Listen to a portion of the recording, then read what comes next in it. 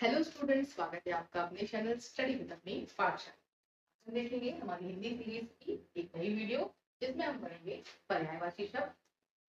और इसमें हम जानेंगे पर्यायवाची शब्द किसे कहते हैं, जिसको एक शब्द में अनेक नाम भी बोल सकते हैं। मतलब एक शब्द जिसके अनेक नाम हो सकते हैं। संबंधों को समझे और याद करने के इनको हम ट्रिक्स भी देखेंगे कैसे हम इनको याद कर सकते हैं। जैसे आप देखिए इस पोस्टर में देख रहे होंगे कि जल को हम क्या क्या कहते हैं, आग को हम क्या कह रहे हैं, सूरज के भी कई नाम। तो इस प्रकार से हम इनको समझेंगे। तो यहाँ पर देखिए पर्यायवाची शब्द, ये देखिए पानी, फूल, पेड़ और सूरज। ये हमारी भाषा को प्रभावशाली और बनाते हैं। कौन? पर्यायवाची शब्द।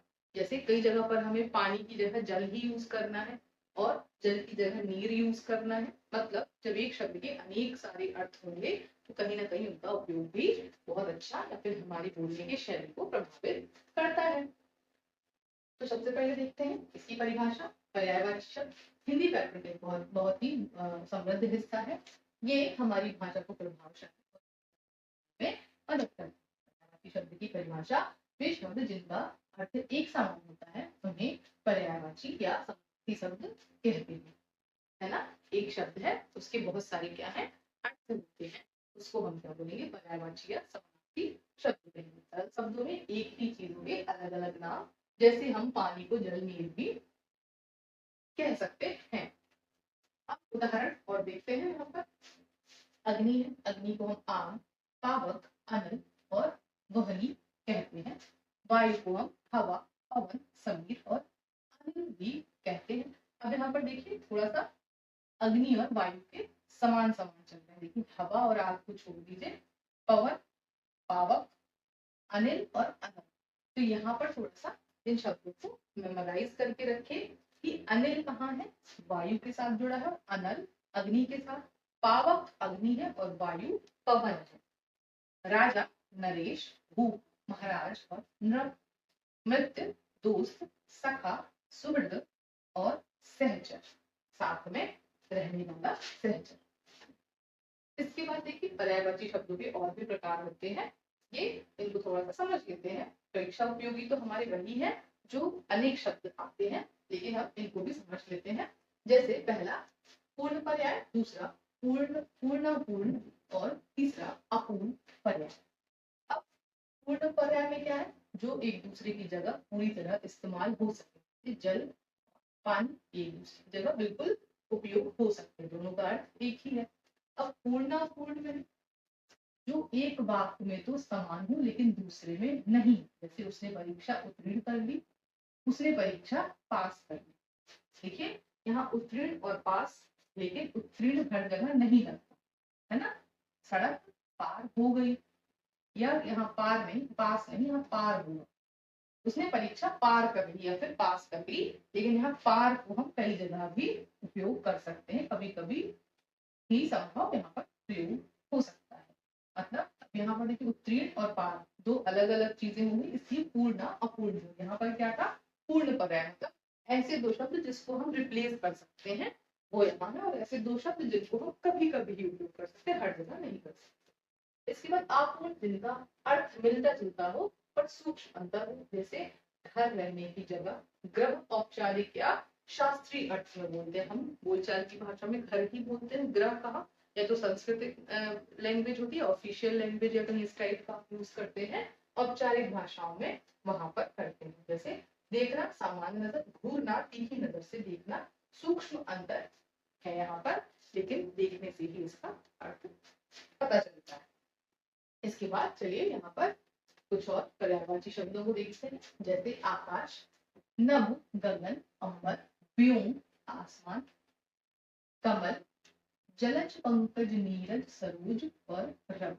अब पंकज को याद करने का थोड़ा सा तरीका समझ लें। कमल है तो कमल में देखिए सब में क्या आ रहे हैं, जा।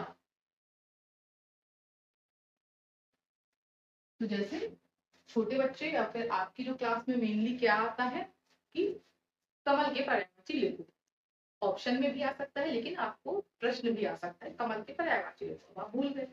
तो मैंने आपको जो बताया कि ज ज ज लास्ट में आता है, तो थोड़ा तो आपको याद करना पड़ेगा, कहीं ना कहीं ये चीज याद रह जाएगी। कि जलज, पंकज, नीरज और सरोज। तो जा जा लास्ट में आ रहा है, तो आपको अगर कोई 2 या 4 पूछेगा तो आप आराम से लिख सकते हैं।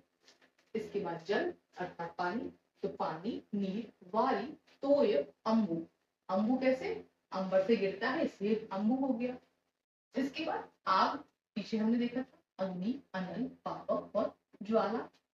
सूर्य का सूरज, रवि, दिनकर, दिवाकर, भास्कर। अब ये सारी चीजें तो आपने बहुत सुनी ही होंगी, है ना? दिनकर, दिवाकर और भास्कर। अब इसमें क्या ट्रिक चल रही है? कर, कर, कर लास्ट में लगा हुआ है, ये क्या है हमारा? सूर्य का पर्यायवाची शब्द है। सूर्य, सूरज, रवि, दिनकर, दिवाकर और भास्कर। तो इसको थोड़ा सा याद करने की एक ट्रिक माइंड में रखेंगे। चंद्रमा, चांद, शशि, मयंक, राकेश, सुधांशु। चांद और शशि तो समझ में आ रहा होगा, जब अच्छी रात होती है उसमें शशि बोलते हैं। फिर मयंक शीतलता का प्रतीक है, राकेश भी और शुभांशु भी इस प्रकार से चंद्रमा से रिलेट करते हैं। इसके बाद पृथ्वी, धरती, भूमि, धरा, वसुधा, अचला। अचला क्यों?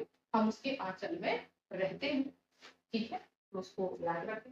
अचला, वसुधा, धरा, भूमि। अब पृथ्वी के ज्यादातर धा से ही शुरू होंगे, इस चीज को आप माइंड में रखिए। जैसे धरती, धरा, वसुधा, धा धा कहीं ना कहीं आ रहा है, और धा से भूमि मतलब आपको रिलेट करेगी। इसके बाद हवा, वायु, पवन, समीर, अनिल, आंख, नयन, नेत्र, चक्षु और लोचन। रात का, रात्रि, निशा, रजनी और विभावरी। अब यहाँ आपको थोड़ा सा रात और चंद्रमा में कुछ कंफ्यूजन नहीं होना चाहिए, कभी कभी ये भी आ जाता है कि इन दोनों में से कौन हो सकता है, तो इनके याद रखिएगा, रात्रि, निशा, रजनी और विभा। इस प्रकार हमने कुछ यहाँ पर इन शब्दों को, पर्यायवाची शब्दों को डिस्कस किया।